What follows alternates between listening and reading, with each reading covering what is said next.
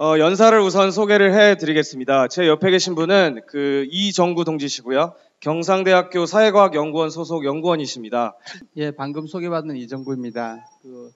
어제 이 비슷한 중국 관련 주제를 할 때는 60년 동안을 해야 돼서 좀 길었었는데요. 오늘은 그래도 좀 짧습니다. 한 40년 정도? 한 35년 정도 되는데요. 오늘 제가 말씀드릴 내용은 딱 세 가지만 이야기를 하려고 합니다. 첫 번째로는 이 소위 이 덩샤오핑이 등장했던 1978년에 왜 중국이 개혁 개방을 이렇게 하게 됐는가, 또 개혁 개방으로 나아가게 된 결과가 어떠했는가 하는 부분들을 좀 다룰 생각이고요. 두 번째로는 이 중국 경제는 어떻게 해서 세계 2위의 경제 대국이 됐는가, 그리고 이것의 어떤 결과는 또 무엇인가 하는 점을 말씀드릴 거고, 세 번째로는 좌파든 아니면 우파든 간에 중국이 어쨌든 미국을 대체하는 어떤 세력으로 등장한 것 아니냐, 이런 이야기도 있곤 하는데, 어쨌든 중국은 미국 같은 서방 자본주의 국가들과는 좀 다르게 좀 더 진보적인 것 아닌가, 이런 어떤 주장 또는 생각들에 대해서 제 나름대로 비판을 이렇게 할 생각입니다. 우선 첫 번째로는 1978년에 왜 개혁 개방을 이렇게 하게 됐는가 하는 점을 말씀드릴 텐데요. 사실 그 이전에 1956년에 그러니까 2차 세계대전이 끝난 다음에 소련과 비슷한 체제가 동유럽에도 많이 확산이 됐습니다. 그 다음에 마찬가지로 49년에 마오쩌둥이 권력을 장악하면서 소련하고 비슷한 어떤 사회가 된 거죠. 그런데 동유럽에서의 어떤 변화들을 보면 1956년에 헝가리 사태라고 하는, 즉 헝가리가 소련의 어떤 영향력에서 벗어나려고 하는 움직임이 있자 소련의 탱크가 가서 이 헝가리의 어떤 반란을 진압한 적이 있습니다. 이때 이걸 보면서 마오쩌둥이, 그때 뭐냐면 이게 중국하고 소련 사이 관계가 처음부터 별로 좋지는 않았거든요. 근데 그때 이 56년에 이 사태를 보면서 마오쩌둥이 우리가 힘을 기르지 않으면 이 남쪽에서는 미국과 그러니까 대만으로 도망갔던 장제스와 미국이 한포 사격을 하면서 중국 남쪽에서 계속 공격을 해야 되는 판임에도 불구하고 북쪽으로는 바로 소련과 국경선을 접하고 있었던 거잖아요. 근데 만약에 우리가 힘을 기르지 않으면 소련의 군대가 우리나라에도 침공해 들어오겠구나, 이런 위기감을 크게 느끼게 됩니다. 그래서 56년에 이런 위기감이 58년에 이 대약진 운동이라고 하는 걸로 빨리 서둘러 나가게 됐던 계기였던 거거든요. 그런데 마찬가지로 78년에 왜 이렇게 했냐 할 때, 그 이전에 어떤 일이 있었냐면 76년에 마오쩌둥이 죽고 4인방이 죽고, 그러니까 4인방이 다 체포되고, 그 다음에 그것보다 좀 더 이런 시기에 72년도에 여러분도 잘 들어서 아시겠지만 핑퐁 외교라고 해서 닉슨 대통령이 중국을 방문하고 이런 일들이 벌어집니다. 그런데 닉슨이 어떤 자입니까? 60년대 베트남 전쟁을 일으킨 자잖아요.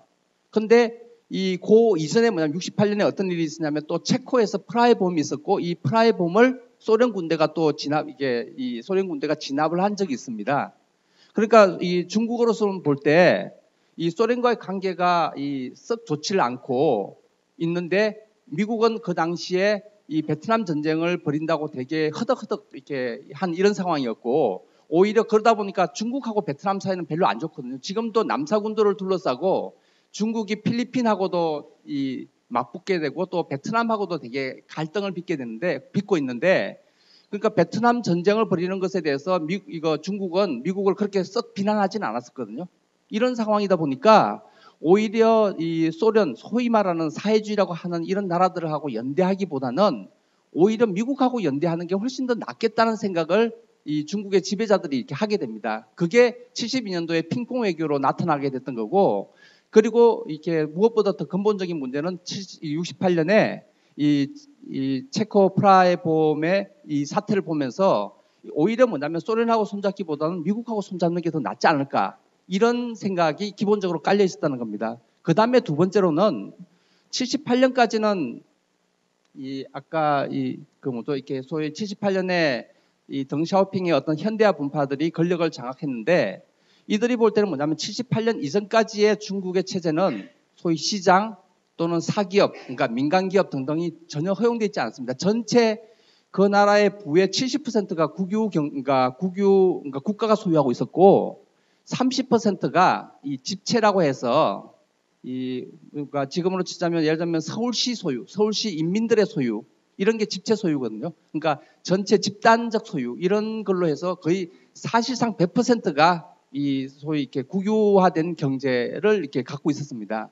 그런데 이 60년대 말부터 문화대혁명이라고 해서 한바탕 이게 푸닥거리를 이렇게 하고 그 다음에 계속 60년대 중반에도 이 중국 경제는 50년대 말 그 대학진 운동의 여파에서 완전히 벗어나지를 못했거든요. 그런데 또 60년대 중반에 아까 베트남 전쟁을 벌이니까 미국이 베트남뿐만 아니라 중국까지도 침략할 수 있겠구나 생각을 해서 마오쩌둥이 그야말로 잠을 못 잡니다. 그래서 주요 군사기지를 내륙 지역에다가 막 건설하는 이게 소위 제3선이라고 하는 이게 정책, 노선을 펼치게 되는데 이런 정책을 펼치게 됩니다. 그러니까 이거 한마디로 말하자면 이 소련과 미국의 군사적 압박에 맞서서 자신들의 군사비를, 그러니까 군사력을 키워야 되는데 그러려면 당연히 뭐냐면 중공업을 발전시켜야 되고 중공업을 발전시키려면 그만큼 투자를 많이 해야 되는데 그렇게 할 만한 여지가 별로 존재하지 않았다는 겁니다. 그리고 시간이 가면 갈수록 이렇게 세계 자본주의의 어떤 생산성의 발전, 기술 발전에 되게 뒤처지게 되니까 뭔가 수를 내지 않으면 안 되겠다라고 생각했던 게 70년대 중반에 이 소위 중국 지배자들이 가졌던 일반적인, 그러니까 모두 다 가졌던 생각이었습니다. 그런데 그 당시에 이 마오쩌둥의 위세를 등에 업고 4인방 체제가 완전히 말도 되지도 않는 이런 어떤 문화 대혁명이라고 하는 걸 계속 이렇게 하고 하니까 나라는 계속 이렇게 뒤처진다는 느낌을 계속 많이 받았던 거거든요.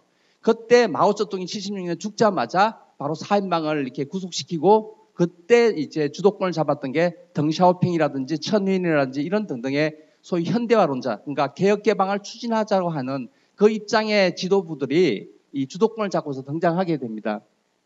그 때문에 사실상 뭐냐면 이런 현대화 분파들이 권력을 장악하면서 위로부터 개혁들, 다시 말하면 뭔가 시장을 도입하고 또 이렇게 구조 개혁을 하고 그 다음에 뭔가 인센티브를 주고 하는 이런 정책들을 실시해서 뭔가 생산성을 높이자라고 하는 생각을 갖게 됩니다. 그런데 어떻습니까? 그 중국의 이 소위 중국은 그 당시에 서방 국가들과의 어떤 무역이나 교육들이 별로 없었고, 그 다음 교류도 별로 없었기 때문에 뭔가 새로운 기술을 도입해야 되잖아요. 또 신기계를 또 이렇게 사와야 되는데 이제 그런 정책들을 펼친 게 양약진이라는 겁니다. 이때 양은 서양이라는 뜻이고 대약진 운동을 서양의 기술, 서양의 자본을 동원해가지고 한번 대약진을 하자라고 하는 의미입니다. 그런데 서방에서 누가 돈을 빌려주고 누가 기계를 제공해 줍니까? 결국은 다 실패하고 끝나버렸던 거죠. 결국 남은 건 뭐냐면은 이제 이 국유화된 100% 국유화된 이 경제에다가 뭔가 인센티브를 주고 시장을 도입하고 하는 것을 통해서 뭔가 좀 변화를 추구하자라고 했던 게 바로 78년 개혁 개방의 이 주된 어떤 방향이었던 거고, 이러한 방향으로 나갈 수밖에 없었던 배경은 아까 말씀드린 것처럼 소련과 미국의 압박 속에서 뭔가 세계 자본주의의 변화 발전에 발맞추어서 자신들도 그런 세계 자본주의의 변화 발전을 수용해야 된다는 압력을 많이 받았기 때문이라고 이렇게 볼 수 있습니다. 그 때문에 이 중국은 사실상 이게 시장사회주의, 이 중국은 시장사회주의라는 표현을 쓰지 않고 중국 특색의 사회주의라고 표현하는데, 이 소위 동유럽의 헝가리나 폴란드 뭐 등등에서 이 시장사회주의라는 표현을 쓰는데요. 어떤 그런 시장사회주의 발전에 관심을 기울이고 이제 100% 국가가 다 관할하고 있던 것에서 이제는 인센티브나 또는 이렇게 사형기업, 다시 말하면 민간기업을 허용하는 이런 발전들을 추구하게 됩니다. 이때 중요한 게 뭐냐면은 78년에 농가 책임제를 도입한다는 건데요. 아마 이렇게 잘 아시는 분들은 이 중국에서 50년대 말부터 인민공사 체제가 이게 농촌에서는 인민공사 체제로 다 편제돼 있었거든요. 그러니까 이 중국은 한 78년 이전까지는 만약에 중국에 살고 있는 어떤 주민이라면, 즉 국민이라면 인민공사에 속해 있지 않으면 단위 체제에 속해 있을 수밖에 없는 이런 겁니다. 그러니까 어디 다른 데 있을 수가 없는 겁니다. 이런 식으로 다 이렇게 딱 위기화된 체제 속에 포함되어 있는데, 문제는 인민공사 체제에서 약간의 변화가 생기게 되는데 바로 이 농가 책임제입니다. 이 농가 책임제의 의미는 그 인민공사 체제에서는 예를 들면 땅이 있다면 땅에 10가구가 모여가지고 이 쌀을 생산할지 콩을 생산할지 밀을 생산할지를 결정해가지고 10가구가 그냥 모여서 열심히 일하고 내가 오늘 일을 한 대가로 뭐 노동점수 10점을 얻어서 연말에 또는 월말에 그 노동점수에 따라서 배급을 받고 하는 제도입니다. 그런데 농가 책임제라고 하는 건 뭐냐면은 이 농가가 그 이게 어느 정도의 땅에다가 내가 무엇을 생산할지를 결정할 수 있다는 겁니다. 그러니까 무슨 이야기냐면 내가 어떤 쌀을 생산하는데 그냥 이 노동력을 제공해 준다는 의미하고 그 땅마지기에다가 내가 어떤 걸 생산하든지 간에 그냥 이렇게 국가에 내는 세금을 뭐 쌀을 10가마를 제공해 준다는 말하고는 완전히 다른 개념입니다. 나는 콩을 많이 심어가지고 콩을 100가마 심어가지고 한 50가마를 10가마 쌀로 바꿔준 다음에 나머지 50가마를 쌀 10가마를 이거 바꾼 다음에 내가 가질 수도 있지만 쌀만 심게 되면 10가마밖에 생산을 못하니까 10가마 생산해서 국가에다 다 반납할 수밖에 없다는 거예요. 그러니까 어떤 곡물을 심을지 어떤 경작 방식을 활용할지 하는 여지가 농가 책임제에는 주어지게 된다는 겁니다. 그렇기 때문에 여기에서는 생산성이 발전이 이제 있게 됐던 거거든요. 그 때문에 농촌에서는 이 농가 책임제가 도입하면서 농업 생산성이 정대했고 이것 때문에 82년 3년에는 인민공사 체제가 전부 다 해체되게 됩니다.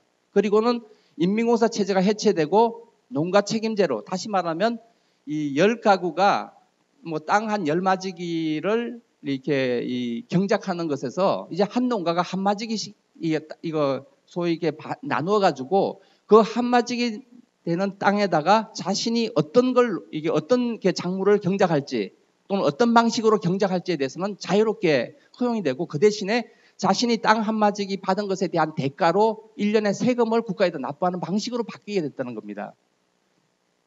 그리고 이때 인민공사 체제는 단지 농사만 짓는 게 아니라 농기구, 그 다음에 그 농사와 그러니까 농민들이 필요로 하는 온갖 이렇게 이 공산품들을 생산하는 걸 4대 기업에서 대부분 생산했는데 그 4대 기업이 이제 향진기업이라는 이름으로 이 향하고 진이라는 건 우리나라 그러니까 행정단인데요. 우리나라로 치자면 뭐 업, 면 이런 의미입니다. 그러니까 업면 기업이라는 표현할 수도 있겠죠. 우리나라식으로 말하자면 이런 기업들이 엄청나게 많이 폭증을 하게 되면서 특히 이 개혁개방의 시작에서는 농촌에서의 어떤 발전들이 되게 두드러지게 나타나게 됩니다.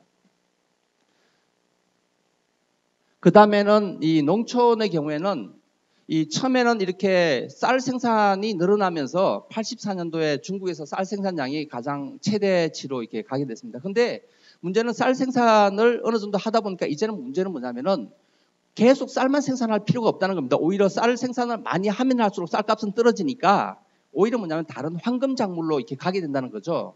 또는 다른 황금 작물, 예를 들자면 뭐 유자라든지 아니면 이 마라든지 아니면은 밀이라든지 등등을 또 생산하게 되면 그게 많아지게 된다면 오히려 다른 작물로 가는 게 자신들의 소득을 높이는 길이라는 겁니다. 그 때문에 농업에서는 조금 이렇게 생산성이 높아지면 질수록 계속 그 생산성이 계속 비약적으로 늘어나는 게 아니라 어느 수준까지가 가면 되면 그 다음부터는 거기에 투여되는 어떤 이렇게 생산 수단과 노동력이 다른 데로 이게 빠져나가게 된다는 겁니다.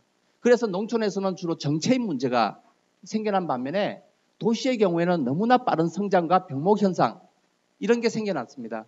이건 마치 우리가 가끔 보면 뭐 예를 들면 자신이 살고 있는 동네에 뭐 이렇게 무슨 조개구이집이 잘 된다 그러면 우후순처럼 한 집 건너 한 집 조개구이집 쫙 생겼다가 나중에 한꺼번에 쫙 망하고 또 다른 집이 하면 뭐 이런 일들이 벌어지잖아요.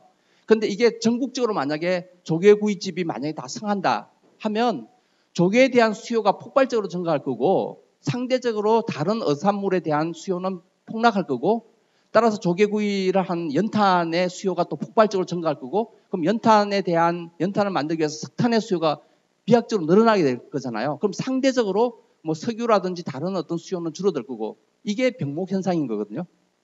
그러니까 중국에서는 막 이제 처음으로 국가가 다 관할하고 있던 것에서 어느 정도 자유가 제공해주고 어느 정도의 시장이 형성되고 시장에서 자유롭게 생산된 물건들을 팔고 사고 하는 게 허용되다 보니까 그 시장에서 이 잘 되는 물건들 처음에는 주로 소비재들이거든요.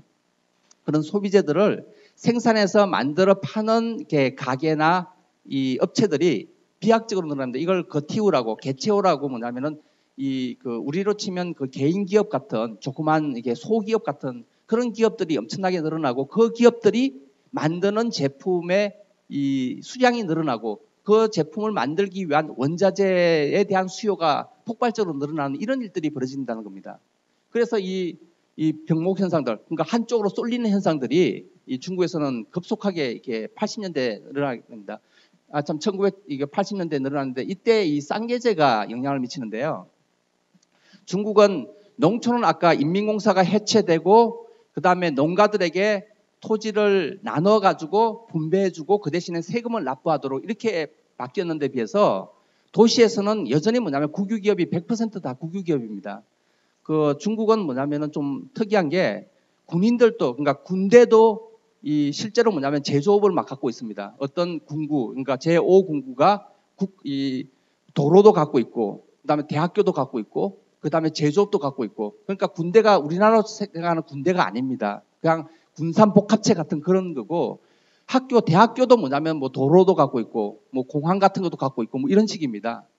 그러니까 서로 막 엮여져 있는데 이렇게 국가나 또는 아까 말씀드린 인민위원회 체제가 다 관할하고 있는 이런 체제인데 거기에서 이제 문제는 뭐냐면 그 인민위원회 체제든 국가가 관할하고 있는 이 제조업에서 이 국가가 운영하거나 국가의 소유일 때는 이 소위 말해서 할당량이 주어집니다. 예를 들면 이 신발을 만드는 기업을 국가가 갖고 있는데 이 신발 만드는 기업의 사장에게 너희들은 1년에 4만 클레 신발을 만들어라 라고 하는 오더가 떨어지면 그걸 만들어 제공하면 됩니다. 만약 그걸 이게 4만 클레 못 만들면 이제 처벌을 받는 거죠. 그러니까 어떻게 만들든 상관없이 그냥 노동력을 확보해두고 오더만 떨어지면 그 기한 내에 만들어주기만 하면 그 사람은 성적이 올라가서 나중에 중앙위원회나 뭐 이렇게까지 상급으로 이렇게 진급을 할 수 있는 이런 구조라는 거죠. 그러니까 효율성 이런 것들은 그렇게 따지지는 않는 겁니다. 그런데 문제는 뭐냐면은 80년대 국유기업의 경우에는 너희들 4만 클레만 만들어서 납품을 하고 그러니까 광급에 이렇게 공급을 해주고 나머지에 대해서 너희들이 알아서 하라고 합니다. 이게 소위 쌍계제라고 하는 건데 즉 그 기업이 5만 클레를 만들면 4만 클레는 국가에다 납품을 해요. 그럼 국가가 중앙계획위원회가 전국적으로 이 필요한 어떤 이 신발이 4만 클레니까 그 4만 클레를 납품받아 가지고 배급을 쫙 해주고 끝나는 겁니다. 그런데 문제는 그게 모든 중국의 인민들의 필요를 다 충족시키지 못하기 때문에 이 소위 암시장 같은 게 형성되는데 이때 이 기업은 4만 클레만 만들면 된다라고 하니까 5만 클레를 만들어서 4만 클레를 납품하고 나머지 만 클레는 자유시장에다 판다는 거죠. 그러면 이게 무슨 말이냐면은 4만 클레 납품할 때는 신발 한 클레당 가격을 10,000원을 받는다면 나머지 만 클레 자유시장에 내다 파는 건 10,000원이 아니라 일반 시세대로 판다는 거예요. 그러니까 한 5만 원 또는 10만 원 이렇게 받고 판다는 거죠. 그러면 이 기업의 경우에는 이 소위 국가가 통제하는 영역일 때는 10,000원밖에 못 받지만 그리고 이것은 딱 정해져 있지만 만 클레에 대해서는 오히려 뭐냐면 자유시장에서 형성되는 가격을 받고 판매할 수 있다는 거예요. 그러니까 돈을 많이 벌 수 있으니까 오히려 이 쌍계제라고 하는 건 투 트랙이라는 뜻이거든요. 한 트랙은 국가가 운영하는 트랙이고 다른 하나는 이 민간 영역에서의 자유시장 영역에서의 이렇게 과정이고 여기에서 돈을 많이 버니까 되도록이면 이쪽으로 많이 가려고 노력을 했다는 거죠. 그래서 처음에는 국가가 100% 다 국가 영역이었다면 이제는 소위 민간 영역이 계속 커지면서 나중에 국가 영역이 상대적으로 줄어드는 이런 과정이 80년대 이제 이 소위 개혁 개방을 거치면서 나타나게 된다는 겁니다. 그래서 지금은 어떻게 되냐? 1978년에는 100% 다 국유, 그러니까 정확하게 말하면 78%가 국유, 22%가 집체 이렇게 됐다면 지금은 한 28% 정도가 국유고 한 33% 정도가 민간이고 그 다음에 나머지 부분 한 30% 정도가 이렇게 외자 기업들과 합작 기업이나 외자 기업들 이런 형태로 이 3분의 1씩 그냥 이렇게 분할해 있는 이런 구조를 갖고 있습니다. 그런데 이렇게 이 시장을 도입하고 또 이 약간 생산성이 떨어지는 국유 기업의 경우에는 뭐 독려를 하고 그다음 페널티 같은 걸 주고 하는 이 구조 조정들을 진행을 하는데 그러려면 거기에서 일하는 사람들에게 어느 정도 자율성을 줘야 되잖아요. 예를 들면 아까 4만 클레라고 하면 모르지만 그 경영주가 5만 클레, 6만 클레 신발을 만들려고 한다면 사실 좀 더 일을 좀 더 열심히 하도록 하고 열심히 하는 노동자들에게는 뭔가 인센티브도 주고 또 그들에게는 뭔가 일하고 난 뒤에 자유도 주고 뭔가 이 레크레이션 같은 것도 제공해주고 이럴 필요가 있다는 겁니다. 그래서 뭐냐면 이런 어떤 위로부터의 그런 개혁은 자연스럽게 그렇다면 우리에게도 뭔가 자유가 있어야 되는 것 아니냐, 우리에게도 뭔가 권리가 있어야 되는 것 아니냐, 이런 어떤 그 요구들이 같이 생겨나게 됩니다. 그 때문에 1980년대에 중국에서는 위로부터 어떤 이게 생산성을 높이기 위한 구조조정과 개혁 개방이 오히려 아래로부터 이런 어떤 민주적 권리를 요구하는 어떤 이 요구들, 민중들의 그런 요구들과 같이 결합되면서 나타나게 되고, 또 경제는 아까 말씀드린 것처럼 옛날에는 아주 이렇게 빈곤하고 부족한 상태에서 소위 말하는 계획이 있었다면 이제는 병목 현상, 그러니까 잘 나가는 것처럼 보이긴 하지만 한쪽으로 쏠리고 하면서 병목 현상들이 있고, 이걸 이제 80년대 중국 경제를 스톱고 경제라고, 가다 서다 반복하는 이런 경제라고 이야기를 하고 있거든요. 바로 그런 형태로 나타나게 됐다는 겁니다. 그러니까 이런 게 한편에서는 이 경제가 이 병목 현상이 있고, 다른 한편에서는 아래로부터 요구들이 존재하는 데 비해서 국가 관료들은 아주 요지부동으로 전혀 움직이지도 않고, 또 다른 한편으로 국가 관료들이 바로 이런 쌍계제 때문에, 쌍계제라든지 이런 것 때문에 예를 들면 이렇게 소위 그러니까 국가에 관급 납품해준 나머지에 대해서는 아무래도 내가 얼마만큼을 더 돈벌이를 할 수 있을지에 대해서는 이 관료들의 어떤 여지가, 재량권이 많아지다 보니까 당연히 부정부패도 많아지고, 그리고 일부 관료들은 엄청난 벼락부자가 생겨나고 이런 일들이 반복됐다는 겁니다. 그러니까 거기에 대한 어떤 반감들이 생겨나고 하면서 나타났던 게 바로 1989년 천안문 항쟁이었던 겁니다. 이 천안문 항쟁은 그야말로 중국에서 이 중국 지배자들, 다시 말하면 49년에 등장했던 마오쩌둥 체제라고 하는 이 국가자본주의 체제를 완전히 뒤흔들 수 있는 이런 파급력을 갖고 등장한 거였었거든요.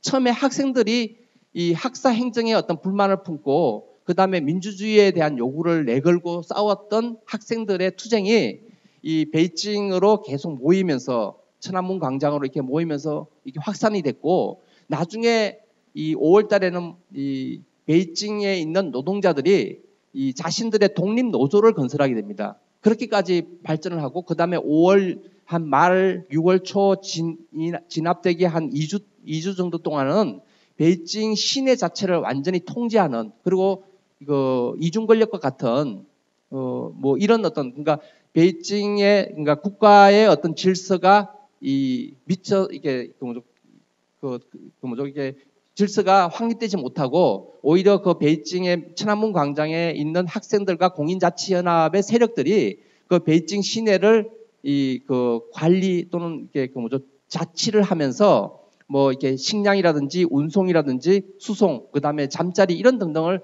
통제하는 이런 어떤 일까지 벌어졌던 겁니다. 사실 어찌 보면 이게 좀 더 발전할 수도 있었을 텐데, 이 노동자들의 파업이 이렇게 불발로 끝나고, 또 다른 지역들, 예를 들면 상하이라든지 우한이라든지 아니면 텐진이라든지 이런 지역으로 노동자 투쟁이 확산되지 못하면서 이게 고립되면서 이렇게 이 패배로 끝나긴 했지만, 이것 때문에 중국의 지배자들이 가졌던 어떤 충격파는 엄청난 겁니다. 그리고 지금까지도 이 천안문,天安민이라는 말만 나오면 6월 달에는 경기를 일으킬 정도고, 6월 4일이 진압한 날이었는데, 그때 5월 말 6월 달에는 항상 천안문 광장은 이 무장 경비하는 그 군대가 상주할 정도로, 지금 몇 년이 지났습니까? 한 30년 가까이가 됨에도 불구하고 계속 이런 일들이, 그러니까 천안문 광장을 이게 봉쇄하는 이런 일들이 지금까지도 이렇게 벌어지고 있다는 겁니다. 그런데 문제는 뭐냐면은, 제가 볼 때 이 개혁 개방을 이렇게 소위 말해서 국가가 다 통제하는 것에서 시장을 도입하고 또 민간 경제를 도입하고 하는 이런 개혁 개방이 이 다른 여러 가지 문제를 낳고 있다는 겁니다. 우선 첫 번째로 먼저 말씀드릴 게, 마치 시장을 도입하고 민간 경제를 도입하는 게 국가가 이 경제를 운용하는 것보다 훨씬 더 효율적이고 잘 나가냐, 제가 볼 때 꼭 그렇지는 않다는 겁니다. 오히려 1949년부터 78년까지 중국 경제의 연평균 성장률은 6% 가까이가 되거든요. 그리고 이건 뭐냐면 오히려 지금 시장을 도입한 서방 경제보다 훨씬 더 높은 수준이었습니다.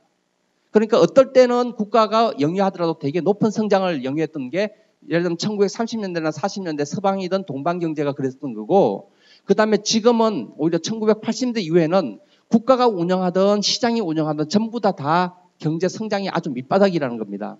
그러니까 경제 성장을 하거나 뭔가 경제를 운용하는데 시장을 도입하면 좀 더 잘 나가고 그다음에 국가가 운영하면 좀 더 못 나가고 하는 게 아니라는 겁니다. 오히려 국가가 운영하든 시장이 운영하든 이 경제 성장을 추진하고 촉진하는 주된 요소, 투자가 이루어지고 그다음에 투자를 투자를 결정해주는 이윤율이 얼마만큼 높으냐 낮으냐 여기에 따라 결정되는 것이지 마치 민영화되면 경제가 그 기업이 잘 나가고 국유화된 경제는 주인이 없기 때문에 효율성이 떨어진다. 이건 제가 볼 때 완전한 환상에 지나지 않는다는 겁니다. 어쨌든 중국의 경우에는 이렇게 시장을 도입했는데 문제는 뭐냐면 지금조차도 이 아까 제가 국유 부분의 비중이 한 3분의 1 정도가 된다고 그랬지만 실제로 서방에 있는 경제 전문가들은 중국에 대해서 뭐라고 이야기하냐면은 여전히 국가가 관리하고 있는 경제 비중이 60% 내지 70% 된다고 이야기를 합니다. 무슨 이야기냐면은 예를 들면 이렇게 이야기를 할 수 있겠어요. 그러니까 중국에 예를 들면 중국 석유화학이라고 하는 유명한 회사가 있습니다. 그 중국 석화라고 하는 회사가 있는데 이 중국 석유화학 회사의 밑에 자회사가 한 600개 가까이가 됩니다. 그리고 실제로는 뭐냐면 모기업인 거죠. 중국 석화는. 그 중국 석유화학이라고 하는 기업은 국유화된 그러니까 국가 소유의 기업이고 그 자회사들은 명목상이거나 형식상으로는 민간 기업처럼 돼 있습니다. 그리고 그 기업들이 전부 다 홍콩이나 아니면은 다우라든가 이게 나스닥이든 이런 등등에 다 상장돼 있고 이 기업들은 정말 알짜배기 기업들이고 엄청난 수익을 남깁니다. 그리고 그 기업들의 수익은 전부 다 모기업으로 이렇게 다 이렇게 그 이윤이 이게 그 쏠려가는 이런 구조인 거죠. 그러면 이 공식적인 통계로 보자면 이 중국 석화만 국유기업 비중, 그러니까 국유기업의 분류에 들어가고 나머지 자회사들은 다 민간기업으로 분류된다는 겁니다. 하지만 그 민간기업들에 대한 통제권은 다 국가가 다 관할한다는 거거든요. 그래서 중국의 경우에 지금은 민간기업이 많이 있는 것처럼 보이지만 실제로 민간기업의 그 사장으로 내정돼서 나가는 사람들이 전부 다 이렇게 국가 관료들이 다 지정해 준다는 거죠. 근데 이제 이 과정에서 온갖 불협화음들이 생겨난다는 겁니다. 예를 들면 최근에 불협화음 중에 하나를 예를 들면 지금 중국 경제가 되게 심각한 이 과잉 생산 위기를 겪고 있는데 시진핑은 이 과잉 생산 위기를 빨리 해소하자. 그러니까 과잉 생산 부분을 털어내자라고 이야기를 하는 반면에 그 리커창이라고 실제는 경제를 담당하는 부총리는 오히려 뭐냐면은 그렇게 하지 말자고 이야기를 합니다. 이건 전형적으로 소위 구조조정, 그러니까 경제 위기의 직면에서 구조조정을 하는 과정에서 그 속도와 폭을 두고서 갈등을 빚고 있는 거거든요.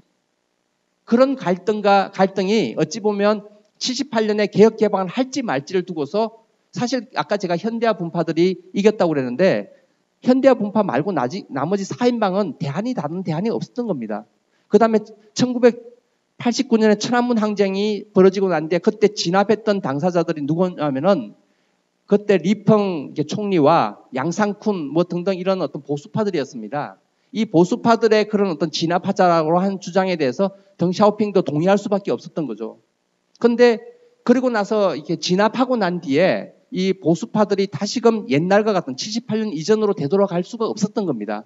결국 대안이 없다 보니까 다시 92년도에 이 덩샤오핑이 소위 이렇게 다시금 개혁 개방으로 가야 된다라고 주장하고 그것이 뭐냐면 사람들의 그러니까 지배계급의 지지를 받으면서 다시 개혁 개방으로 나갔던 거거든요. 그러니까 이 소위 말해서 구조조정이라고 하는 또는 이렇게 이 국가 영역과 민간 영역의 어떤 그 사이에 얼마만큼을 확대할지 줄일지 하는 문제를 두고서는 되게 첨예한 계급적 갈등, 그러니까 지배계급 내 갈등이 존재하고 이 지배계급 내 갈등의 틈바구니 속에서 이 아래로부터 그런 저항들이 분출할 수 있는 가능성들을 항상 갖고 있다는 겁니다. 예를 들면 이게 근데 이 옛날에 소위 이렇게 중국과 같은 이런 나라들만 벌어진 일이냐? 그건 아닙니다. 예를 들면 우리 지금도 뭐냐면 대우조선해양, 현대중공업, 삼성중공업을 두고서 서별관 회의에서 회의를 했다는 것 아닙니까? 그러니까 지금 서방 국가들도 어느 정도 한 60%나 적게는 40%, 많게는 한 70% 가까이 국유화된 비중이 있습니다. 그렇다면 그 국유화된 이 부분에서 또는 심지어는 국유화가 아닌 민간 부분조차도 이 구조조정을 어떻게 할까? 왜냐하면 민간 부분이라 할지라도 국가 전체 경제에 영향을 미치기 때문에 이 국가가 여기에 대해서 개입을 하고 간섭을 하고 계획을 짜고 구조조정에 대한 플랜을 제시하고 그것을 민간 이 기업주들한테 강요를 하기도 하고 그러면서 갈등을 빚고 민간 기업주의 뒷배를 봐주는 정치인이나 국가 관료들의 또 발을 사게 되고 하는 이런 일들이 벌어진다는 겁니다. 그러한 일들이 중국의 경우에는 아주 적나라하게 첨예하게 나타났던 게 78년이었던 거고 또 89년 천안문 항쟁 이후에 벌어졌던 일이고 또 2000년대 중반 최근에 이 경제 위기에서 벌어졌던 일입니다. 그 다음에 제가 두 번째로 뭐냐면은 과연 중국 경제의 급속한 성장은 어떻게 이루어진 것이냐. 아까 제가 잠깐 말씀드린 남순 강화라든지 이건 뭐냐면 개혁 개방을 계속 해나가야 된다는 거고 그때 총리였던 주룡지는 사실상 뭐냐면 뭐 회사법이라든지 하는 이렇게 서구 자본주의에서 있는 이런 법 제도를 많이 갖추게 된 인물이었습니다.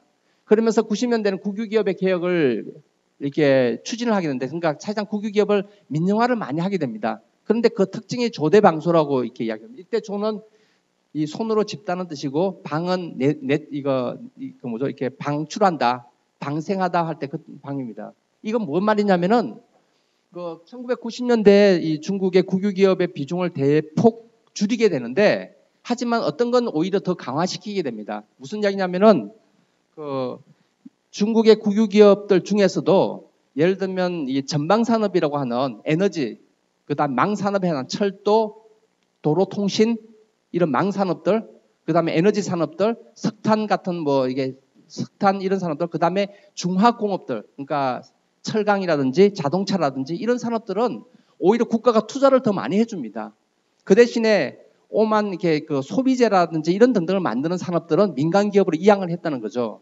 그러다 보니까 겉으로 통계 수치로 보자면 국유화 비중이 낮아지는 것처럼 보이지만 실제로는 국가 경제 전체 영역을 딱 지는 관제고지와 같은 영역들은 오히려 국가의 통제가 훨씬 더 강해지고 그 영역을 국무원 산하에 있는 국가자산관리위원회 SSC라고 하는 국가자산관리위원회가 전부 다 통제하고 지금까지도 이렇게 하고 있습니다.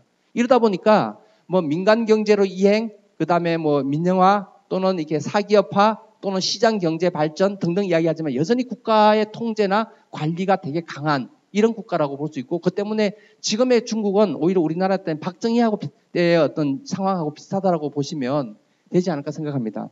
그런데 이런 어떤 중국에서 이 해외 직접 투자가 1990년대 해외 직접 투자가 많이 증가했던 건 주로 화교 자본들이 많이 들어왔던 거고요. 그다음에 오히려 이 2003년에 사스, 그러니까 급성호흡기 증후군 때까지는 위기를 겪다가 그 뒤에 급격하게는, 그러니까 2001년에 WTO에 가입하고 2003년에 고속 성장을 하게 되는데, 이때 보면 해외 직접 투자에서 서방 선진국에 들어가는 것 말고 신흥공업국으로 들어가는 해외 직접 투자의 절반 이상이 중국으로 이렇게 들어오게 됩니다. 그 정도로 투자가 많이 이루어지거든요.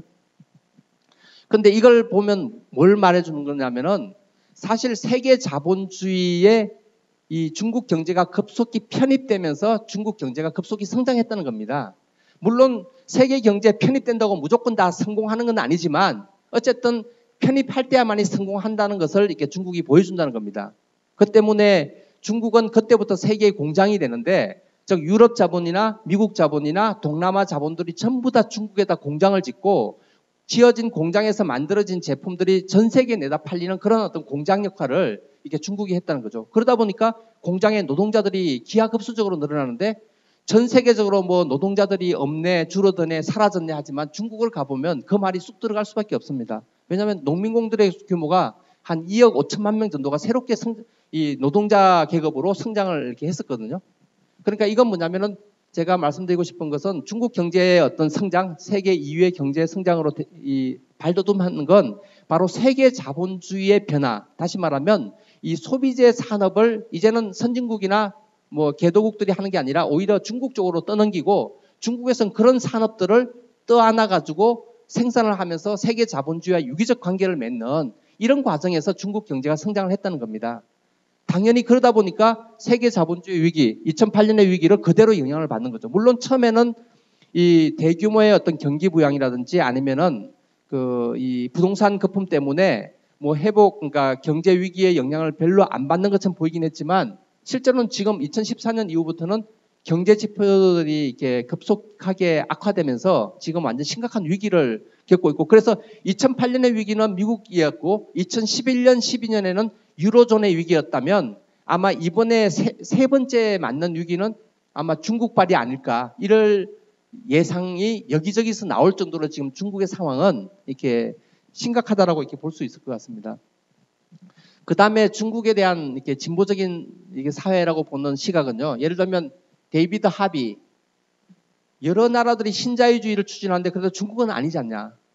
그 다음에 이 프레시안의 박인규 씨, 이 중국이 뭐냐면은 이렇게 1대1로 사업, 즉 뭐냐면 이 해상 실크로드와 내륙 실크로드를 건설하는 사업들은 결국 뭐냐면은 이 아시아, 서남아시아, 중동 지역으로 뻗어나갈 수밖에 없거든요. 실제로 중국 자본이 많이 뻗어나가고 있습니다.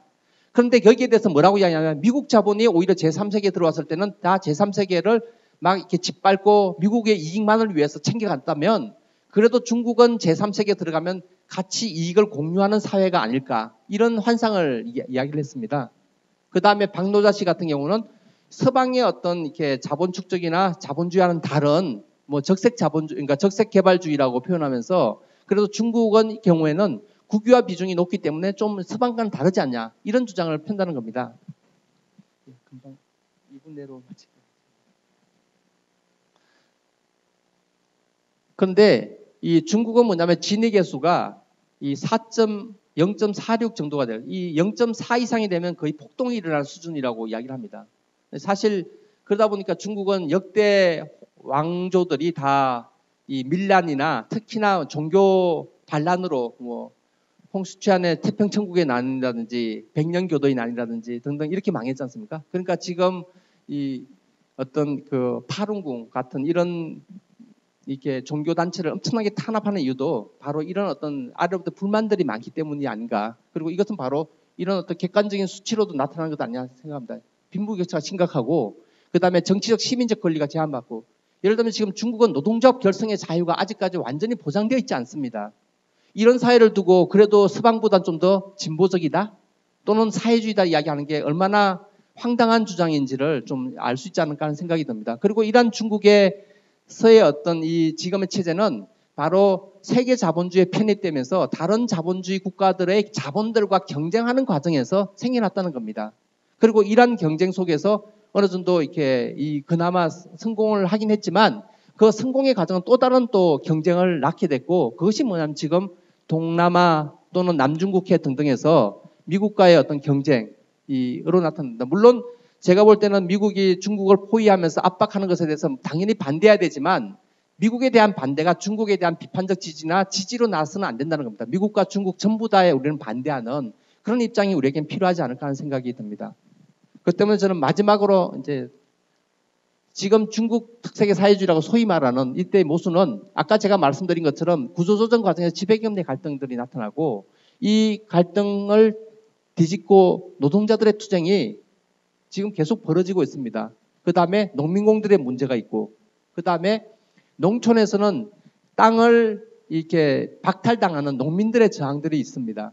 그 다음 마지막으로는 소수민족들의 저항이 있고 그러니까 중국은 지금 뭐 이렇게 오며가며 여기저기 모든 데가 다 지뢰밭이라고 할 정도로 되게 심각한 이런 상황이지 않느냐. 그리고 경제 자체도 어렵고 바로 그렇기 때문에 지금 우리는 중국을 예의주시해야 되고 또 이 중국에서의 어떤 반란들이 일어난다면 아마 한국은 또 동아시아 전체가 어찌 보면 세계 전체가 다 여기에 영향을 크게 받을 수밖에 없지 않을까 하는 생각이 듭니다.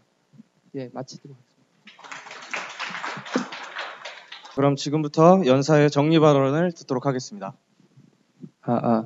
예, 많은 분들이 이 주장도 하시고 또 질문도 하시는데요. 우선 뭐 혹시라도 제가 까먹고 놓치게 되면 나중에 개별적으로 좀 오시기 바라고요. 그럼 답변 드리겠습니다. 우선 그 사드 문제에 대해서 이렇게 질문을 하시는데 전 분명히 뭐 이렇게 나와서 주장하시는 분들과 마찬가지로 사드에 대해서 반대합니다.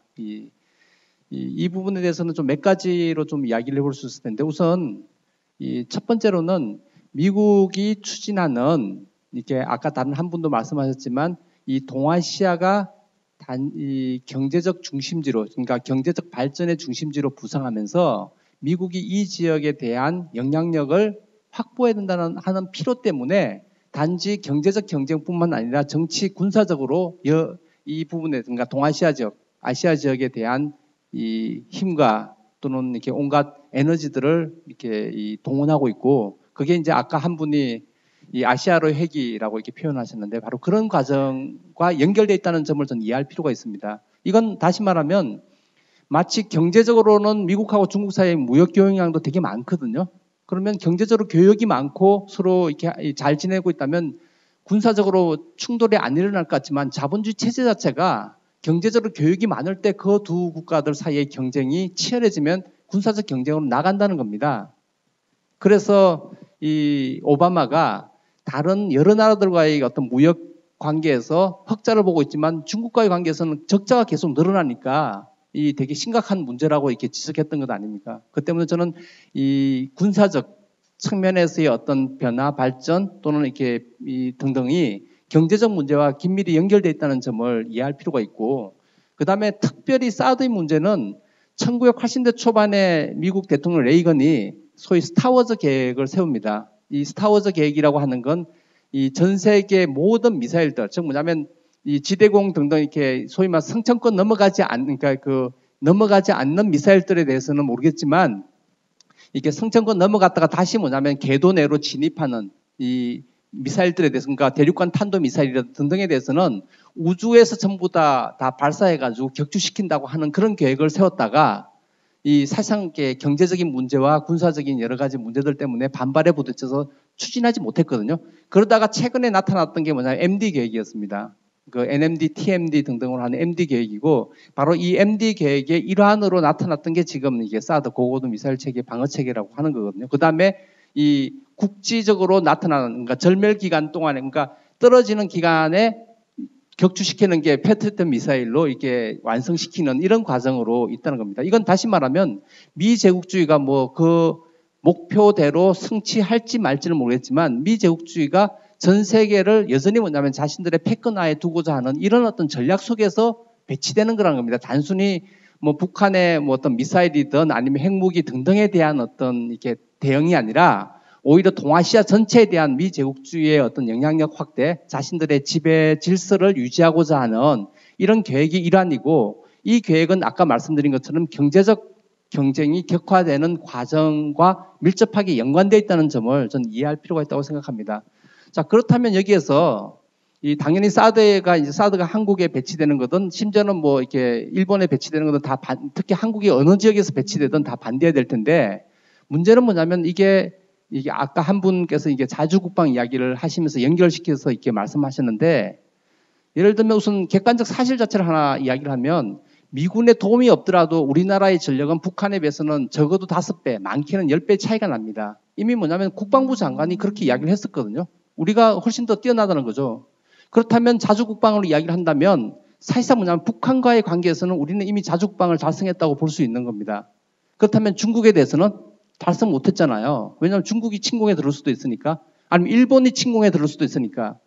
그래서 사실상 이렇게 되게 역설적이긴 하지만 우리나라에 있는 법, 국가보안법은 우리나라 국가 안보 질서를 위해하는 모든 세력에 대해서 다 국가보안법 적용시킬 수 있거든요. 심지어 미국이 한국에 대해서 할 때도 적용시킬 수 있다는 겁니다. 물론 이건 이 가능성이 거의 없기 때문에 전혀 고려하지는 않지만, 즉 다시 말하면 최소한 자주국방의 문제는 일본 자위대든 미국이든 중국이든 소련이든 아니면 러시아든 등등 모든 나라들의 어떤 한국에 대한 위해에 대해서 자주국방을 갖추려면 사실 우리는 뭐냐면 지금 북한 인민들보다 더 굶주리면서 자주국방을 위해서 노력을 해야 된다는 겁니다. 이건 다시 말하면 자본주의 체제 자체가 더더욱 뭐냐면 이렇게 자주국방이라는 이름으로 서로 군사적 경쟁을 하게 되고, 이 군사적 경쟁이라고 하는 것은 뭐냐면 바로 경제적 경쟁의 연속상에 있다는 겁니다. 바로 이런 어떤 이렇게 마치 쳇바퀴 돌듯이 한쪽이 무기를 만들면 우리도 무기 만들고 저쪽이 미사일 개발하면 우리도 미사일 개발하고, 이런 과정에 우리가 대포밥으로 이렇게 가야 되냐는 거예요. 전 이런 점에서 아까 이제 한 분 이렇게 사드 문제를 말씀하신 분께서 이 전쟁의 반전 이런 등등이 어떤 영향을 미쳤냐 하는데, 예를 들면 베트남 전쟁 때 사실 베트남 전쟁을 끝반치게 됐던 주된 계기가 바로 미국에서의 반전 운동이었습니다.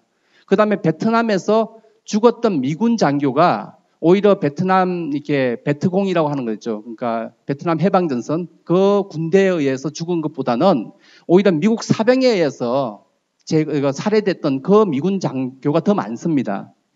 그 다음 1차 세계대전은 어떻게 해서 종결되게 됐죠? 바로 뭐냐면은 그 당시 러시아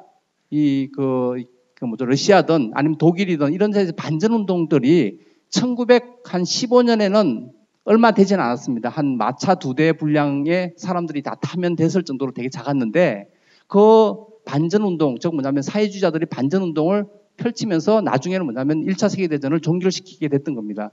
2차 세계대전도 마찬가지고요. 아마 제가 볼 때 이걸 보면 참 이렇게 안타깝게도 오래 산다고 역사를 잘 이렇게 아는 게 아니라 오히려 역사를 정확하게 잘 이해하는 게 필요하지 않을까 하는 생각이 든다고 생각합니다. 그 때문에 저는 오히려 전쟁을 끝마칠 수 있는 것은 반전운동과 더불어서 궁극적으로는 이 자본주의 체제 자체를 끝장내는 게 진정 이렇게 전쟁의 위협 또는 이렇게 이렇게 이 자주국방 자신들의 어떤 생명의 위협 이런 등등으로부터 우리가 진정으로 해방되는 길이 아닐까 이렇게 생각을 합니다. 그 때문에 전 당연히 사드에 반대하고 미제국주의가 하는 이렇게 온갖 이런 이 동아시아 지역에 대한 패권 또는 전 세계에 대한 패권을 유지하기 위해서 가하는 온갖 이렇게 노력들 그러니까 제주도 강정마을 해군 기지 건설하는 거든 사드 배치든 이런 등등에 대해서 저는 반대할 뿐만 아니라 한국 박근혜나 또는 한국 지배자들이 추진하고 있는 자주국방이라는 명분으로 추진하고 있는 온갖 노력에 대해서 우리는 반대해야 된다고 생각합니다. 그러니까 국가의 군국주의화에 대해서 반대해야 된다는 거죠. 전 이것은 우리 사회주의자들의 전통이라고 생각합니다. 왜냐하면 독일의 이 사회주의자인 칼 리프크네이크는 바로 적이 바로 우리 내부에 있다고 이야기를 했습니다. 왜냐하면 그 당시 독일 사회민주당이 사실상 뭐냐면은 이렇게 독일 노동자들을 대포밥으로 이렇게 삼는 이런 어떤 전쟁에 참전하기 위해서 전쟁 공채를 발행하는 것에 대해서 찬성표를 던질 때 바로 그런 말을 했던 거죠. 그 때문에 저는 우리나라의 이 지배자들이 우리를 전쟁으로 몰고 가는 이런 온갖 노력들에 대해서 함께 반대해야 된다고 생각합니다. 한마디 더 할까요? 광주항쟁 때 누가 그 광주의 시민들을 죽였습니까? 바로 군인들이었습니다. 그 다음에 오늘 주제가 중국이니까 중국에 대해서 더 이야기를 하면 그 천안문 항쟁 때 죽인 사람들이 누굽니까? 천안문에 있는 학생과 노동자를 죽인 게 바로 인민해방군이었습니다. 왜냐하면 만약에 중국에 있는 어떤 사람이 그래 우리는 뭐 이렇게 노동자들 지지하지만 그래도 인민해방군은 우리들을 해방시킨 이렇게 군대 아니냐? 그 다음에 자주국방 필요하지 않냐? 그러면 인민해방군이 치고 들어온 것에 대해서 막을 수가 없습니다. 전 이렇게 군대, 군국주의, 국가의 어떤 자주국방이라는 명분으로 추진하는 온갖 그런 어떤 정책들에 대해서 만약에 진보 사회주의자까지 아니라 진보적인 어떤 생각을 가지고 있다면 당연히 이렇게 반대해야 된다고 생각을 합니다. 그것이 우리의 사상을 옥죄고 우리의 행동을 옥죄고 우리의 권리를 옥죄기 때문에 전 당연히 반대해야 된다고 생각합니다.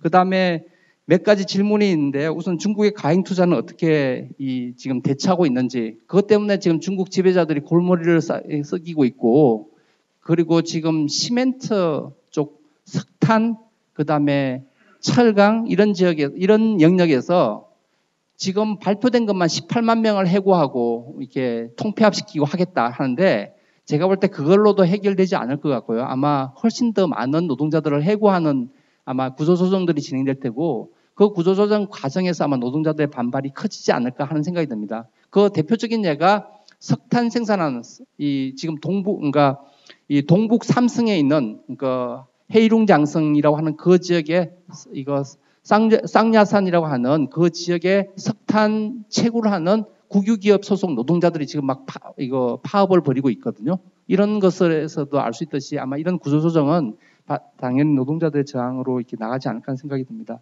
그 다음에 이 중국의 조직 좌파나 그 노동자 조직이 어떻게 되냐는 점에서는 우선 조직 좌파는 제가 잘 모릅니다. 왜냐하면 지금 공식적으로 있으면 다 탄압을 받기 때문에 다 지하 비밀 조직으로 아마 있을 것 같은데 제가 그쪽 사람들과의 접촉이 없다 보니까 잘 모릅니다. 한데 최근에 드러나고 있는 소식들은 우리나라 노동운동에 대해서 좀 아시고 있는 분들이라면 잘 아실 텐데 1987년 이전에 한국의 노동야학 그다음에 구로공단 지역에서의 어떤 온갖 노동 지원 단체들 있잖아요. 마치 시민단체처럼 하는 이런 단체들이 지금 중국에서 많이 있습니다. 그러니까 시민단체긴 한데 그 시민단체를 운영하는 사람이 이전에 노동자였고 파업을 하다가 해고된 사람이 이 시민단체를 꾸리고는 주변의 노동자들이 파업을 하거나 또는 공장이 해외로 이전되거나 다른 지역으로 이전되는 것에 대한 보조금을 이렇게 받기 위해서 투쟁을 할 때 그 경험들, 자신의 이 싸웠던 경험들을 제공해주고 지원해주고 같이 투쟁도 해주고 하는 이런 그 시민단체들이, 노동 시민단체들이 되게 많이 생겨나고 있습니다. 그리고 그들이 지원을 하고 있고 또 노동자들을 서로 연대도 형성하고 뭐 이런 일들이 많이 벌어지고 있고요. 그 다음에 노동 이 문제를 주되게 전담하는 변호사들도 지금 많이 생겨나고 있고, 이런 단계를 보면 우리나라 한 1980년대 중반 정도 아닐까, 저는 이런 생각이 듭니다. 그 다음에 아까 한 분이 제가 이 발제 때 1930년대와 1970년대 이후로 이야기했는데 1970년대 이후에 시장 개방이 좀 더 효율적이었다고 제가 말한 게 아니라 1970년대 이후에는 시장을 개방하더라도 시장을 개방하지 않고 국유화된 어떤 경제와 마찬가지로 여전히 뭐냐면 효율성을 높이지 못했다고 이야기를 했습니다. 그러니까 이건 다시 말하면 이 어느 시기든 국가가 좀 더 효율적이다 또는 비효율적이다, 시장이 좀 더 효율적이다 비효율적이다 이렇게 따질 수 있는 게 아니라는 겁니다. 때를 잘 만나면 국가도 효율적이고 때를 못 만나면 시장도 비효율적이라는 그런 이야기를 제가 한 겁니다. 그러니까 핵심은 시장이냐 국가냐 하는 개념이 아니라 바로 자본 축적에 얼마만큼 이 필요가 있느냐, 그 다음에 그런 필요를 충족시킬 조건이 형성되어 있느냐 하는 점이 핵심이라는 겁니다. 그를 위해서는 바로 이윤율의 문제라든지 경쟁, 자본가들 사이 경쟁 이런 문제가 중요하다는 점을 제가 아까 말씀드렸습니다. 좀 거듭 말씀드리지만 지금 중국은 정말로 이렇게 뭔가 조금이라도 진보적이거나 조금이라도 뭔가 이렇게 이 한국보다 또는 미국보다 낫다라고 말할 수 있는 사회가 아닙니다. 아까 이 몇몇 분들이 말씀하셨지만 중국 지금 뭐냐면은 뭐 이렇게 이렇게 신장 위구르 할 때 그 위구르족, 소위 돌걸족인데요. 신장 위구르족을 진압하고 있지 않습니까? 그들이 테러리스트, 잠재적인 테러리스트라고 해서 진압하고 있고, 그 다음에 서찬 지역에 그쪽 사람들을 지금 진압하고 있고, 이런 것처럼 소수민족들을 진압하고, 또 자신들의 영향력을 확장시키기 위해서 남중국해, 그 역사에 그러니까 있었는지도 모르겠는 그런 어떤 근거를 대고 자신들의 땅이라고 지금 하면서 실제로 뭐냐면 이 환초 같은 거를 지금 거기다 시멘트 부어가지고 진짜 섬으로 만들고 있거든요. 이제 그런 작업들을 지금 하면서 이게 남중국해 지역, 그 지역은 경제적으로 되게 중요한, 왜냐하면 항해의 중심 지역이기 때문에 그쪽으로 이렇게 확대시키고 있습니다. 그러니까 이런 행동들을 보면 미국도 나쁘지만 중국도 미국 못지않게 나쁜 놈들이다라고 하는 걸 이렇게 우리가 알 수 있지 않을까. 그래서 제가 말미에 그냥 거두절미하고 중국과 미국과의 그런 경쟁, 군사적 경쟁에서 우리는 어느 한편을 들어서는 안 된다라고 제가 말씀을 드렸었는데, 최소한 중국과의 관계에서는 바로 이런 점들을 전 같이 이해하고 또 앞으로 행동할 때 이런 어떤 점을 잘 이해하는 게 중요하지 않을까 생각합니다. 네, 그럼 이것으로 워크숍을 마치겠습니다.